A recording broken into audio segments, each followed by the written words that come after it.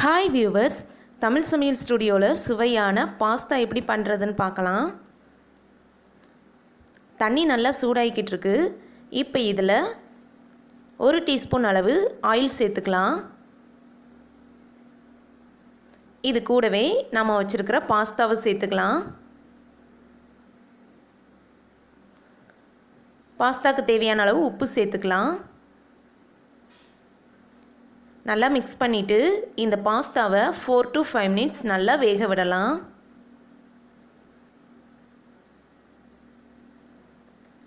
இப்போ 5 minutes ஆயிடுச்சு. Pasta நல்லா வெந்து அருமையாக தயாராகிருச்சு. இந்த ஸ்டேஜ் வரைக்கும் நல்லா வேக விட்டு எடுத்துக்கோங்க. இப்போ இதில் உள்ள தண்ணியெல்லாம் வடிகட்டிட்டு பாஸ்தாவை மட்டும் தனியாக எடுத்துடலாம். இன்னொரு பேனில் கொஞ்சமாக கேரட்டும் பீன்ஸும் கட் பண்ணி வச்சுருக்கேன், அதை சேர்த்துக்கலாம். காய் மூழ்கிற அளவுக்கு தண்ணி சேர்த்துக்கலாம். காய் நல்லா வேக விடலாம். காய் வெந்ததுக்கப்புறமா இந்த மாதிரி தனியாக எடுத்து வச்சிடலாம். ஒரு பேனில் 2லேருந்து 3 டீஸ்பூன் அளவு ஆயில் சேர்த்துக்கலாம். எண்ணெய் சூடான உடனே ஒரு பெரிய வெங்காயத்தை கட் பண்ணி சேர்த்துக்கலாம். இந்த வெங்காயத்தை நல்லா வேக விடலாம். வெங்காயம் வதங்கின உடனே 2 தக்காளியை கட் பண்ணி சேர்த்துக்கலாம். இந்த தக்காளி பேஸ்ட் ஆகிற வரைக்கும் நல்லா வேக விடலாம். இப்போ பாருங்கள், வெங்காயம் தக்காளிலாம் நல்லா வதங்கியிருக்கு. இப்போ இதில் நம்ம வேக விட்டு வச்சுருக்கிற அந்த காய்கறிகளை சேர்த்துக்கலாம்.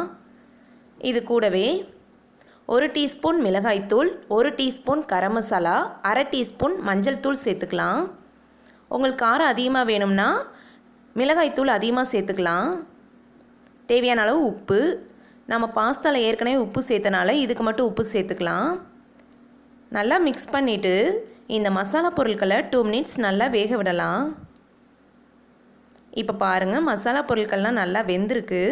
இப்போ இது கூட நாம் வேக விட்டு வச்சுருக்கிற அந்த பாஸ்தாவை சேர்த்துக்கலாம். சேர்த்துட்டு நல்லா மிக்ஸ் பண்ணி விட்டுறலாம்.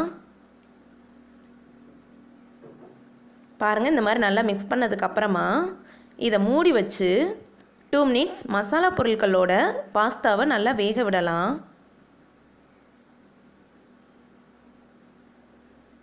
2 minutes ஆயிடுச்சு. ஓப்பன் பண்ணி பார்க்கலாம்.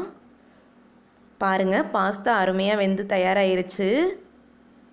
இப்போ இதில் கொஞ்சமாக கொத்தமல்லி இலை சேர்த்துடலாம்.